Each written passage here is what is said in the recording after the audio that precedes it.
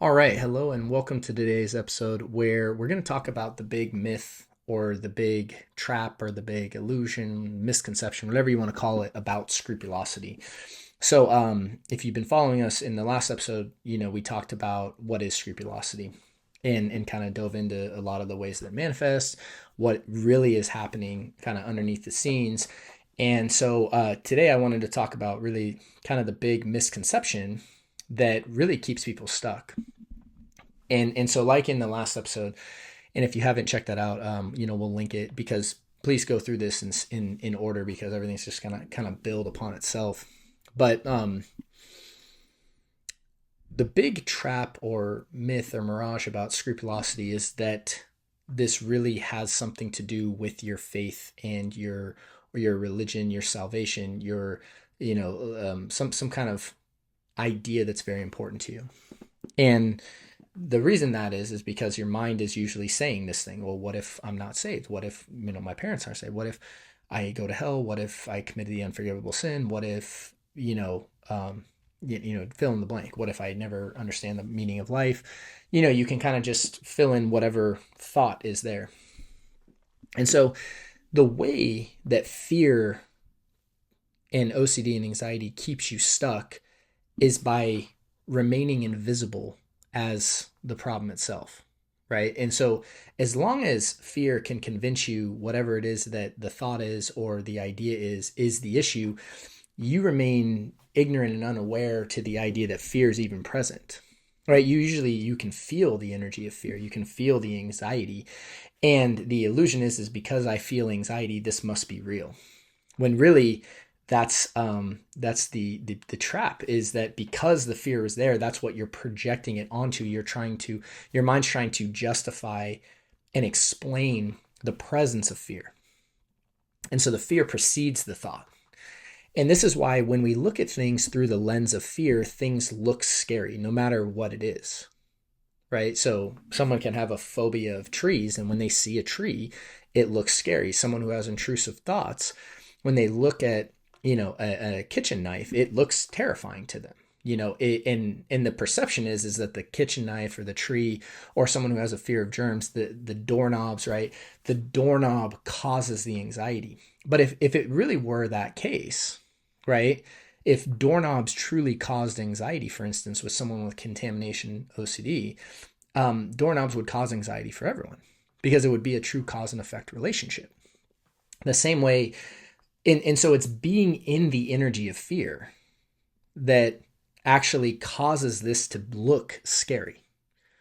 And we think that getting the answer is what will alleviate the fear. And this is the trap, right? This is the misconception. This is how it tricks you, is that it, by convincing you to pursue the answer that oftentimes has no answer, there is no concrete answer one will get with any of the topics that people get caught on when it comes to OCD and anxiety.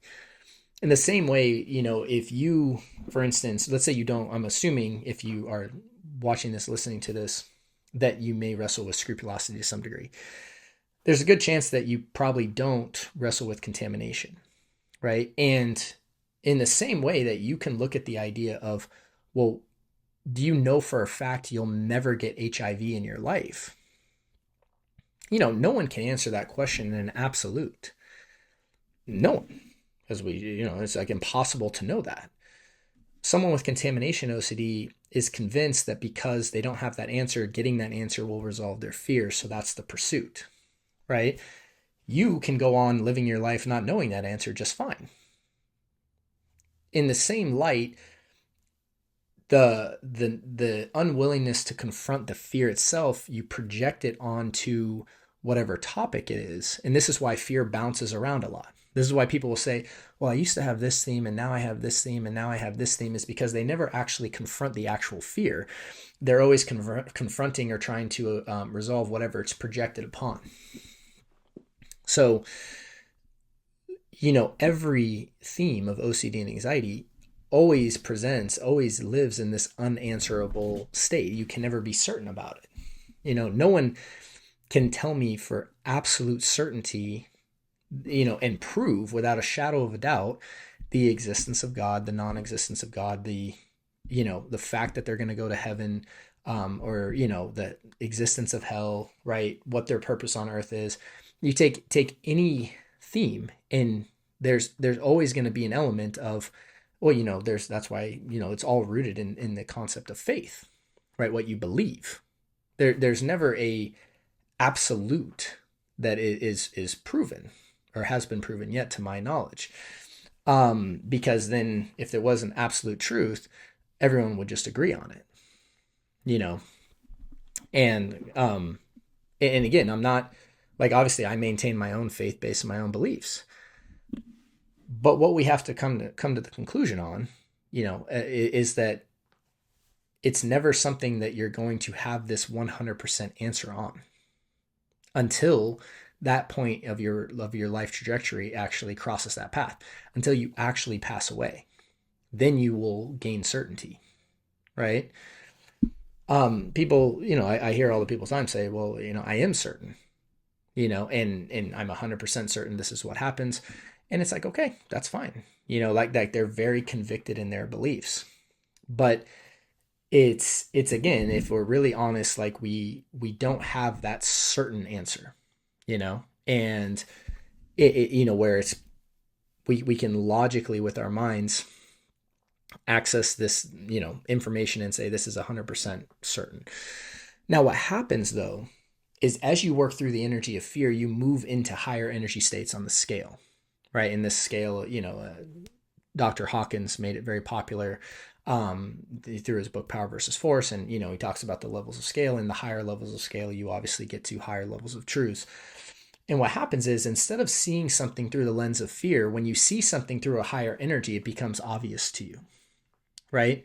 So like, is the existence of God obvious to me? Yes, it is. When I was in a state of scrupulosity, though, in a state of fear, my mind was going all over the place, and I was always trying to figure it out, thinking that if I figured it out, I would get rid of fear. But, when you climb up into a higher realm of energy or emotion, and the way you get there is by transcending the lower emotions, what happens is like the answers are generally pretty obvious to you. And that's the trap, is that if you're trying to pursue the answer to get to the higher state, you're never going to get there, because it's just going to bounce around to the next thing, the next thing. By actually learning how to confront the energy and the emotion of fear itself, as you release fear from the body, you move up into higher states. And as you move up into higher states, you perceive something totally different. And that's the trap, the illusion, the mirage of fear, is that fear, when it's present, it creates like a lens, a way of seeing something, and it looks scary when you see something through that lens of fear, through the emotion of fear. Because it looks scary doesn't mean it actually is. And it's actually by learning how to confront fear itself, not what the fear is projected onto, that then you're able to transcend fear and get into higher states. So a lot of these people that speak with this absolute conviction, generally speaking, the people that I meet that have that conviction are usually in a much higher state internally.